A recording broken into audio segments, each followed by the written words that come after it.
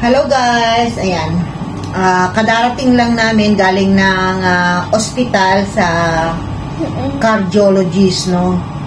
Follow-up check-up niya ngayon. Maaga kaming gumising, nag-commute lang kami ng bus. Then, pagkatapos namin is nag-taxi na kami pa uwi.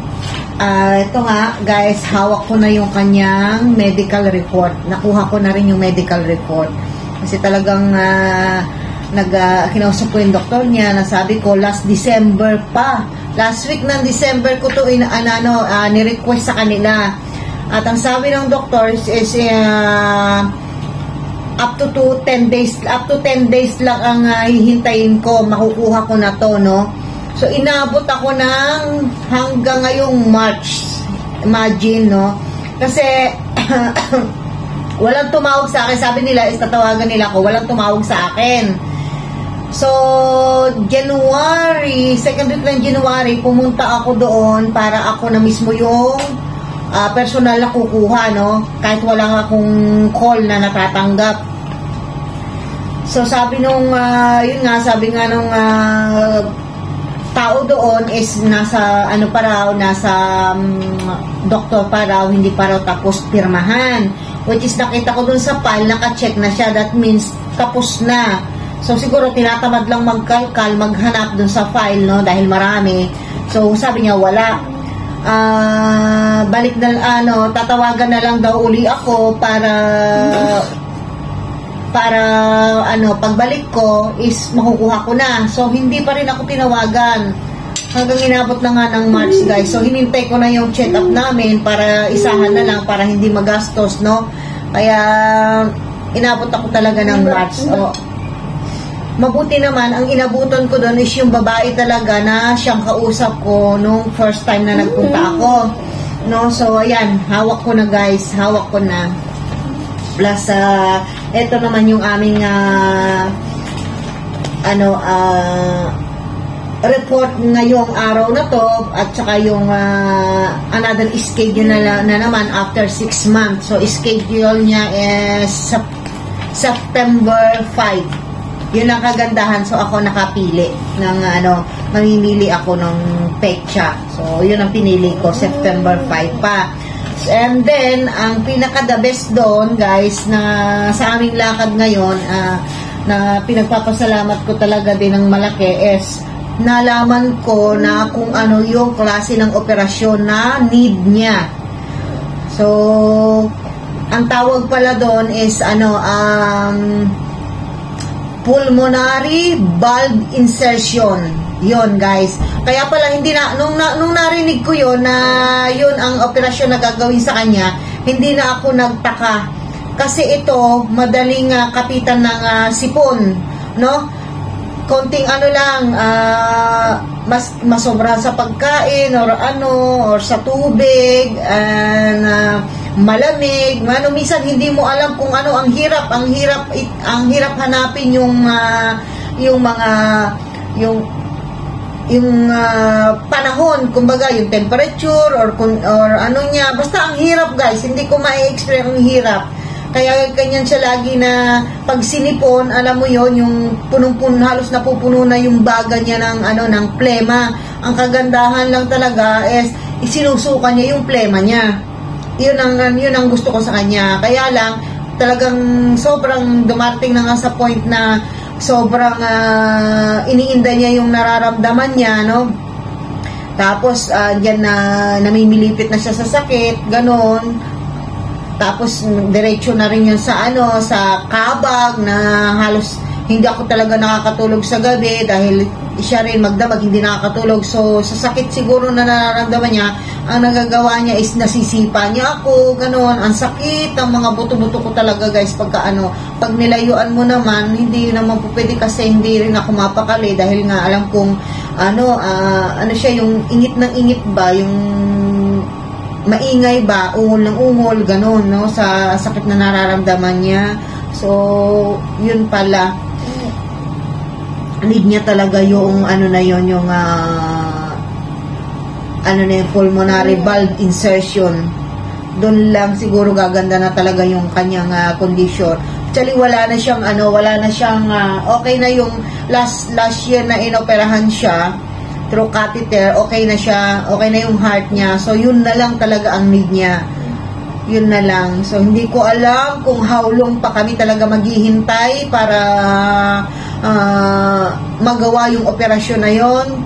Kasi nakadepende yun sa doktor eh. Meron sila talagang age or something na para i-insert sa kanya para gawin yung operasyon na yun. So, hindi ko alam kung kailan dahil ito nga sa kondisyon niya is instead na mapataas ko yung timbang niya, last time is naging 25 na something, ngayon naging 22 na naman, 25, 26 last year yata yon. So nung madalas na nga siya, nag-start siya ng January na nagkakasakit, bumagsak talaga na naman yung kanyang katawan. So ang hirap talagang ibalik guys, kasi every week na lang sinisipon, ganon. So hindi mo naman po pwedeng painumin ng antibiotic or so hanggang nag-decide na nga ako na nag-start ako, gabi sabi ko what if i-try ko na i-continue yung yung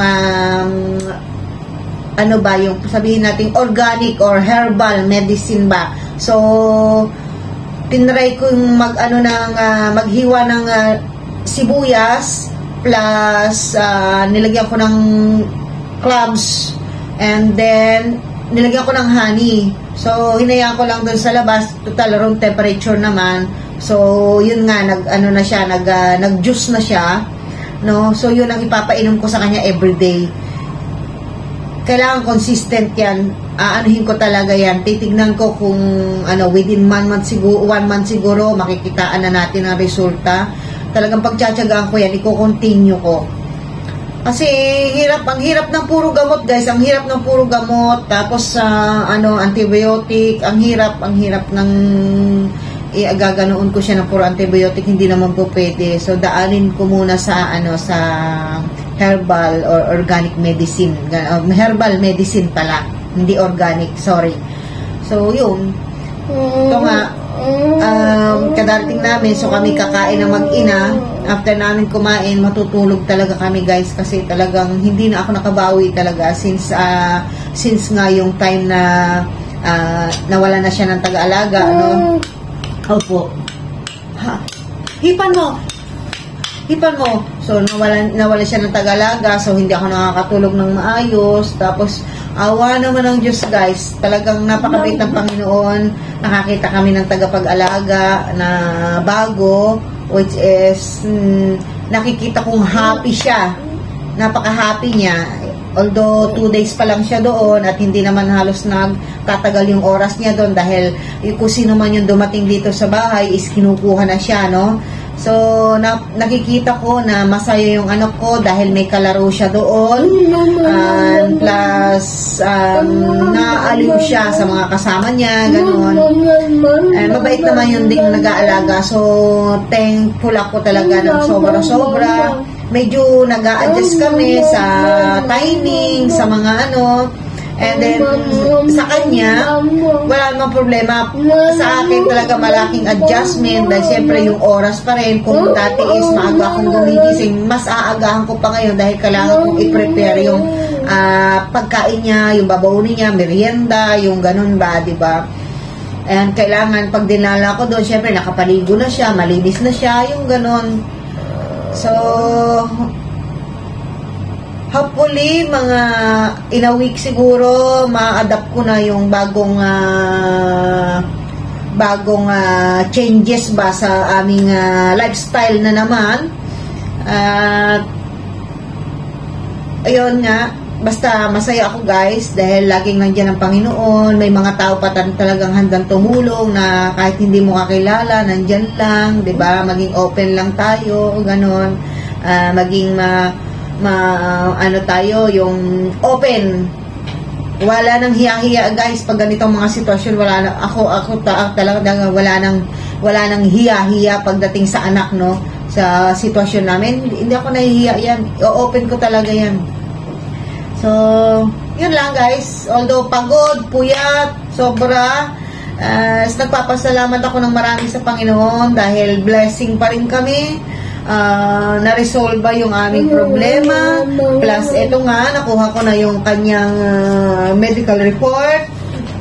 At nalaman ko na kung ano yung klase ng operasyon na gagawin sa kanya, kung ano yung tawag doon. So, magre-research ako ngayon at magpapatanong ako sa ganon din, tanong na rin ako sa Pilipinas kung available ba yung operasyon na yon and kung magkano ang magiging cost niya. So, yun.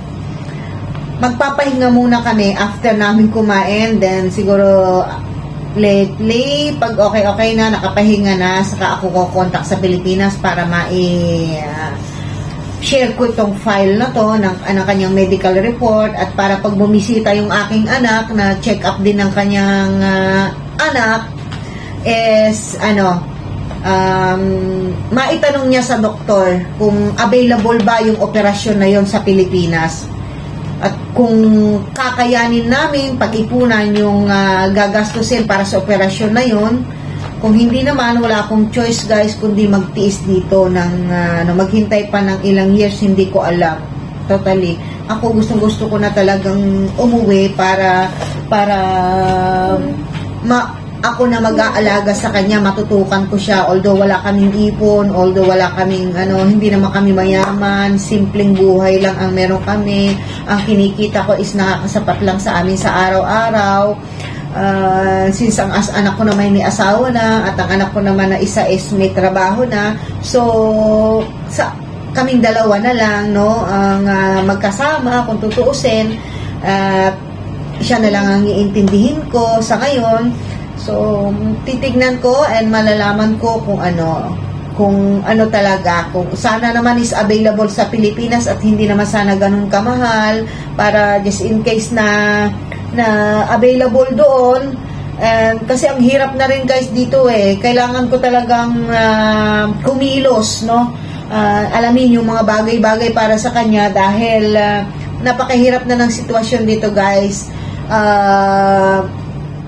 Dinaig pa ng corona yung nangyayari sa ngayon, no, na ang dami-daming nawawala ng trabaho, napakarami guys na nawawala ng trabaho sa isang iglap, no, yung papasok ka, masaya ka, tapos bigla na lang wala ka na palang trabaho, ganun.